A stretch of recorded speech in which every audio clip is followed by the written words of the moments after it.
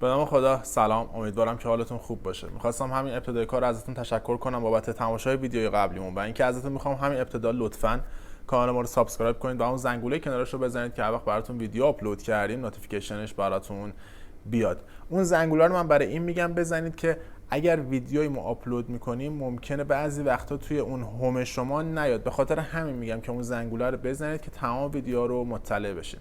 و اینکه من آیدی اینستاگرام این بالا میذارم، اگر دوست داشتید فالو کنید خوشحال میشم.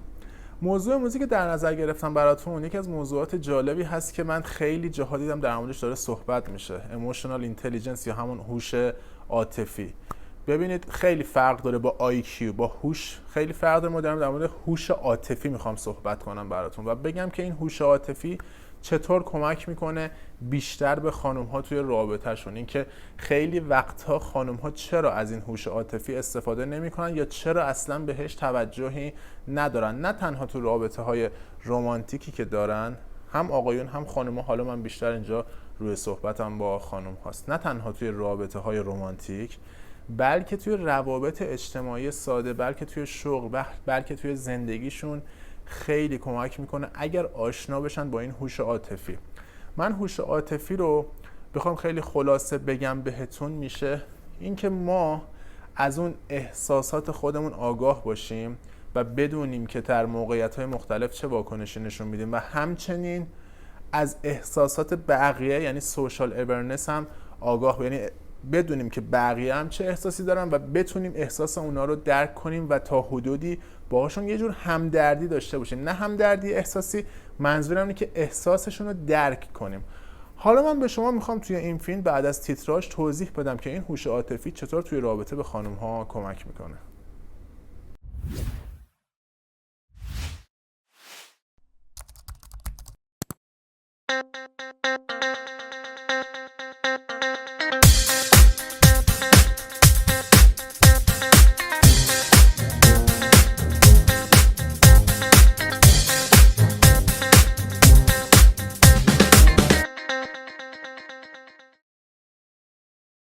خب بیایید به عنوان مثال براتون یه داستان جالبی رو تعریف کنم. فرض کنید شما خانمی هستید که تازه با یه آقای آشنا میشید.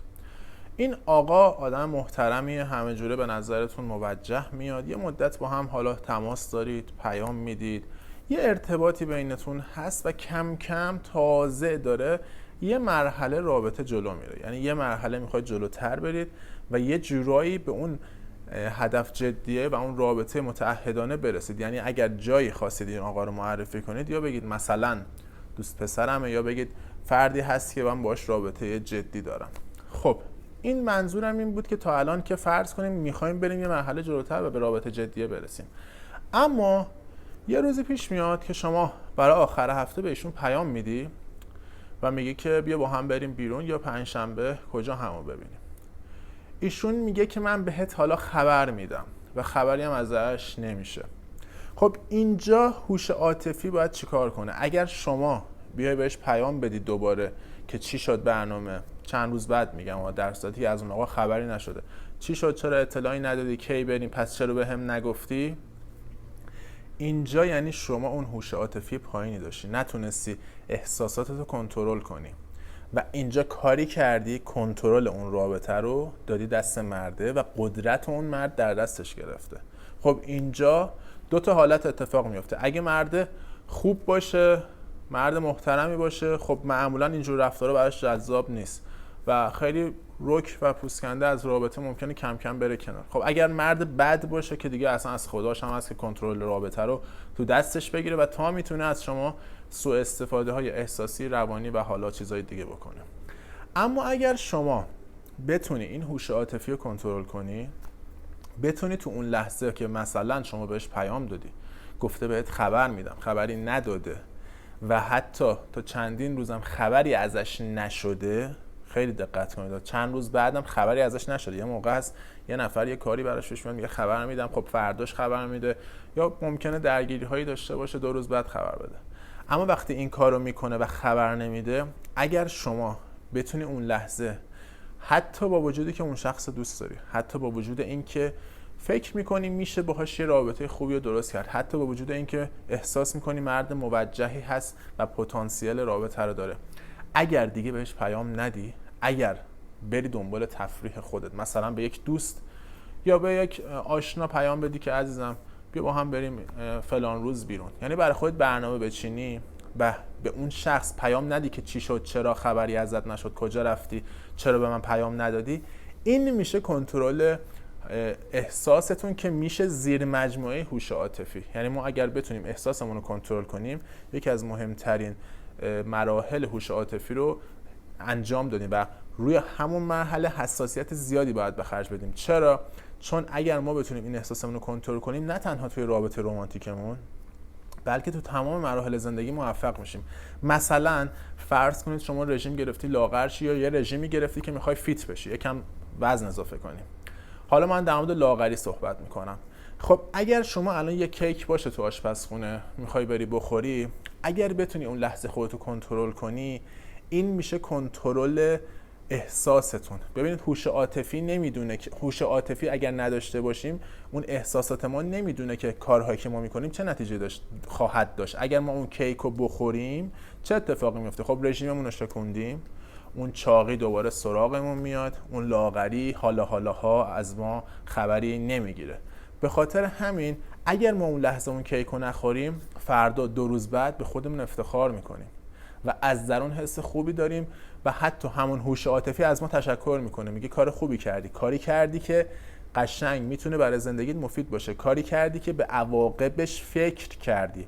اما اگر اون کیک اون لحظه بخوری، اسیر احساساتت بشی، چیکار کردی؟ به عواقب کارت فکر نکردی. توی رابطه رمانتیک هم همینه. اگر ما بتونیم خیلی جاها این کنترل احساس رو در دستمون بگیریم، میتونیم خیلی اتفاقای بهتری برای خودمون رقم بزنیم. اما این معنیش این نیست که ما احساسات نداشته باشیم. به عنوان مثال، اگر اون مرد شما به شما جواب میداد که عزیزم باشه فلان روز بریم اینجا، خب شما احساسات بیان میکردی، خیلی خوبه عزیزم، حتما خیلی خوشحال میشم ببینمت. چرا؟ چون اون مردم آدمی بودی که احساساتش نشون داده و خب چقدر خوب که شما احساساتتون نشون بدی. احساسات خیلی چیز خوبیه، اما به شرط اینکه درست ازش استفاده بشه. خب وقتی اون مرد جوابی نداده، شما نباید اون احساساتتو خرج کنی. به خاطر همین هر جا حس حسادت سراغتون میاد، حس این که اعتماد به نفستون رو داره شخص مقابل میاره پایین، حس این که به رابطه مطمئن نیستی، سعی کن تمرکزتو بذاری روی این هوش عاطفی. خیلی وقتا طرف مقابل ما کاری میکنه که خواسته یا ناخواسته اعتماد به نفس ما رو میاره پایین و این اعتماد به نفس یکی از زیر شاخه های مهم هوش عاطفیه.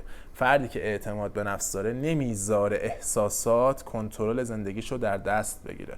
به خاطر همین خیلی از موقعات دیدید دیگه تو رابطه ها طرف مقابل خواسته یا ناخواسته کارهایی میکنه که اعتماد به نفس ما رو ممکنه بیاره پایین.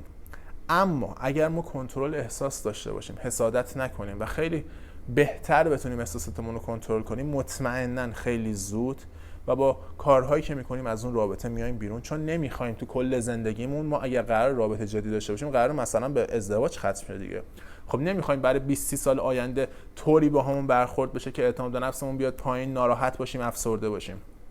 به خاطر همین وقتی الان این هوش عاطفی رو داشته باشیم، خیلی راحت از رابطه میایم بیرون. درست سختیاشو داره، اما ما به عواقب کار فکر کردیم، میدونیم که الان از این رابطه که بیام بیرون، این رابطه برای من سمیه. نه اینکه اون شخص از قصد حتی این کارو بکنه، کاری ندارم، در هر صورت این رابطه الان برای ما سمیه. ما از این رابطه میایم بیرون، حتی شده اون احساس ناراحتی رو از درون داریم، تو خلوت خودمون ناراحتیامون رو میکنیم، اما میدونیم کار ما بعداً نتیجه مثبت داره. 1 سال بعد، 6 ماه بعد به خودمون افتخار میکنیم، میگیم خدا رو شکر از اون رابطه اومدم بیرون، خدا رو شکر از اون فرد دل کندم، چون اون فرد مناسب من نبود و حتی اگر میموندم الان این افرادی که باشون دارم ملاقات میکنم و نمیبینم، چقدر اینا آدمای خوبی هستن. به خاطر همین ما اگر بتونیم این کنترل احساساتمون رو تو دستمون بگیریم، خیلی اتفاقای خوبی برامون میفته. حتی توی مسیر شغلیمون، به اون مثال کیک فکر کنید که خیلی وقتا ما خیلی کارا رو نکنیم و بتونیم اون احساسمون رو کنترل کنیم، چقدر اتفاقای خوبی برامون میفته. در هر صورت امیدوارم که این فیلم بهتون کمک کرده باشه که هم هوش عاطفی رو بهتر بدونید چیه، هم یک از زیر شاخه‌های مهمش که کنترل احساس هست رو درک کنید و مطمئنم اگر این کارو بکنید خیلی توی رابطتون بهتون کمک میکنه و همونجور گفتم توی مسیر حرفه‌ای شغلیتون هم کمک بسیاری بهتون میکنه. اگر شما هم در مورد این ویدیو نظری دارید حتما این زیر برام بنویسید، خوشحال میشم. تجربه حرفی سخنی دارید حتما بنویسید، من استفاده میکنم. در آخرم این که طبق معمول لایک و کامنت یادتون نره. مواظب خودتون باشین. دوستتون دارم. خدا نگهدار.